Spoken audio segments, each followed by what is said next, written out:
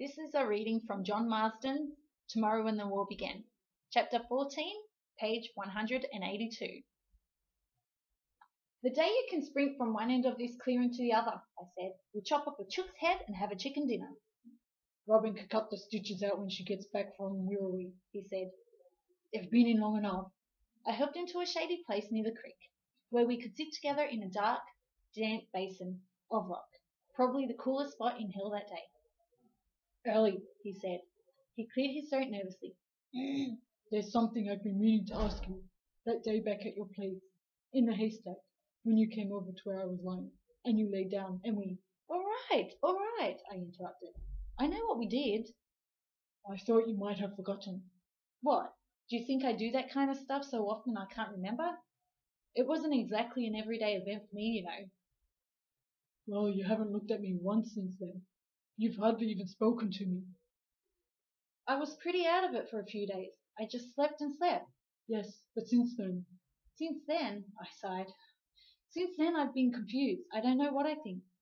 Will you ever know what you think? If I could answer that, I probably know everything. Have I said something to upset you? Or done something? No, it's just me. I don't know what I'm doing half the time. So I do things and I don't always mean what I think I mean. Do you know what I mean?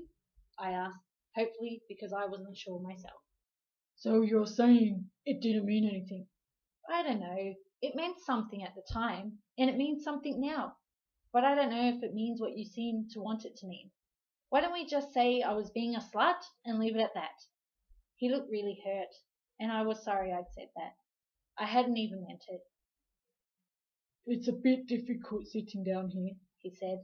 If you want to get rid of me, you're the one who'll have to go.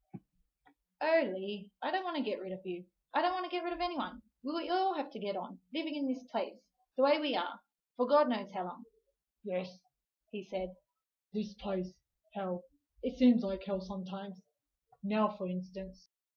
I don't know why I was talking the way I was. It was all happening too unexpectedly. It was a conversation I wasn't ready for.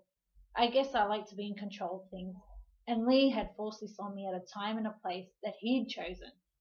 I wish Corrie were here, so I could go and talk to her about it. Lee was so intense he scared me, but at the same time I felt something strong when he was around. I just didn't know what it was. I was always very conscious when I was near him. My skin felt hotter. I'd be watching him out of the corner of my eye, directing my comments at him, noticing his reactions, listening more for his words than for anyone else's. If he expressed an opinion, I'd think about it more carefully, give it more weight than I would say Kevin's or Chris's. I used to think about him a lot in my sleeping bag at nights, and because I'd be thinking about him as I drifted into sleep, I tended to dream about him.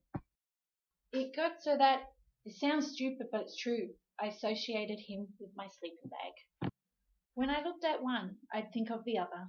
That doesn't necessarily mean I wanted him in my sleeping bag, but they had started to go together in my mind. I nearly smiled as I sat there, thinking about that, and wondering how he'd look if he could suddenly read my thoughts. Do you still think about Steve a lot? He asked. No, not Steve. Oh, I think about him in the same way I think about a lot of people, wondering if they're all right and hoping they are, but I don't think about him in the way you mean. Well, if I haven't offended you, and you're not with Steve anymore, then where does that leave me? He asked, getting exasperated. Do you just dislike me as a person? No, I said, horrified at the idea, but getting a bit annoyed too, at the way he was trying to bully me into a relationship. Guys do that all the time.